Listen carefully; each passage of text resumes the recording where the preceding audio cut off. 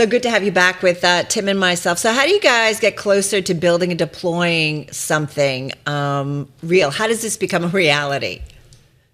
It's a good question because I think there's probably a great big filter process between companies that love the idea of one day doing it and actually going forward with it. What I can say about us, what very nice thing I can say about us is that we're about to finish our construction permit application to the NRC. And I think that will make us only one of 5 commercial companies that have put in for a construction permit to actually build one of these things. So it's almost like a handful of companies that are really taking this forward with the NRC to really build one of these systems.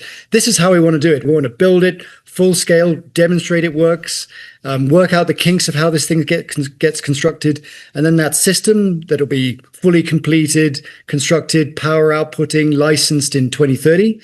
After that, we want to mass manufacture those systems and then just start, deploying them as far away across the country as we can and internationally too. Hey, got to ask you, you said demonstrate that it works. Do we not know that it works yet? Yeah, you're right. I should be careful with my language because we know it works. Like the thing is, we're using a high temperature gas reactor. High temperature gas reactors have been used for decades across many different countries.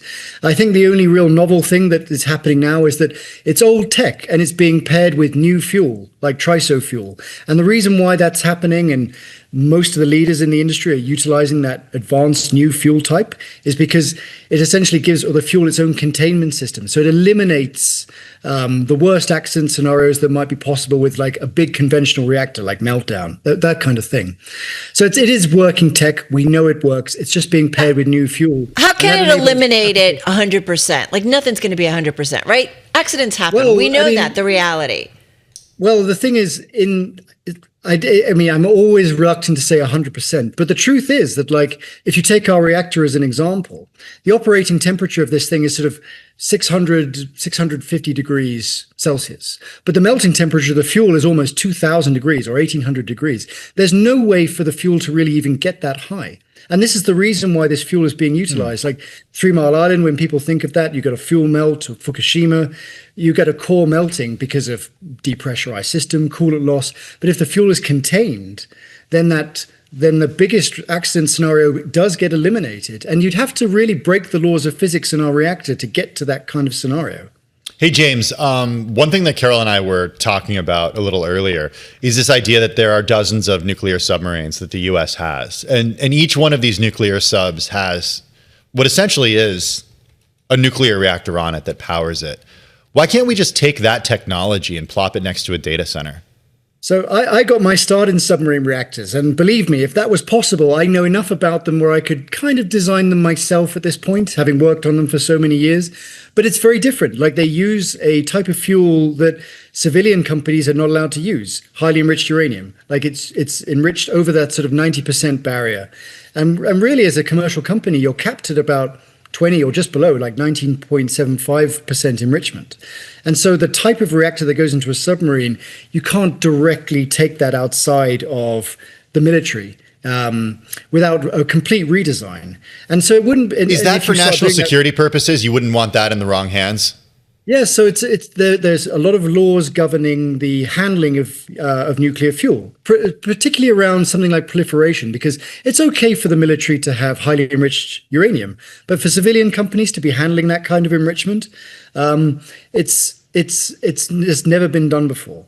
So there are limits on what you can enrich up to as a civilian company. And if you suddenly have that enrichment barrier, then you need to make a more optimized design around that level of enrichment. And then that's where you get NANO's reactor. So the layperson understanding this answer would the basic understanding is you can't have a material that is enriched high enough to be powerful enough to power something that small outside of a submarine or outside of Defense Department purposes.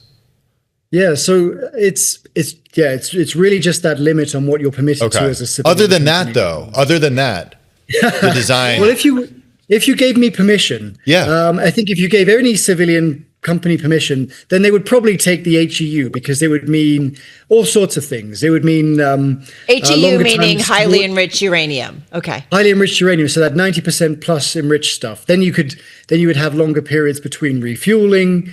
You would have more powerful output. Sure, but I think the limits are sensible. Like, I wouldn't go beyond actually what they permit for currently, that 20%. I think that's a perfectly reasonable limit, so you can make a very good civilian reactor, because the fuel that you need to go into the civilian reactors is sufficient for what we need. And these reactors that, say, NANO will be making, already the enrichment levels will be higher than the conventional big sort of the Homer Simpson nuclear power plant, a bit higher enrichment than those. But like, that allows us to make them smaller and more compact, and like that extra sort of power density. I do love when Homer Simpson is a reference point, but we all get it. We all get it. James, one thing though, going back to what Tim was talking about in terms of, naval reactors and naval vessels, I'm just wondering though, the safety element of what goes on in a naval, a nuclear sub versus how we think about, obviously you have to be very, very safe. You're talking about folks on a submarine, a lot of them. Like, what have we learned about safety there that might be really useful in terms of nuclear reactors out on Earth? Because you do know, certainly the feeling in the United States, maybe not elsewhere around the globe, but there is certainly a pushback, and maybe with good reason because of some of the accidents we've seen. You're right. It's always, as a nuclear engineer, obviously, I'm always going to sound quite bullish. Mm-hmm. But what the naval program demonstrates is that you can operate dozens of reactors for decades and still have no fatalities as a result. That's one good thing you can point to. Actually, in the United States in general, there's never been an accident that's resulted in a death from nuclear energy. Really, if you were to look at deaths per gigawatt hour, it's safer than everything. Safer than solar, safer than wind, everything. And like the new generation of nuclear with the new fuel that we were talking about, where it's encapsulated and it's contained, even safer still. So technically, by metrics, the safest form of energy ever devised, made safer still.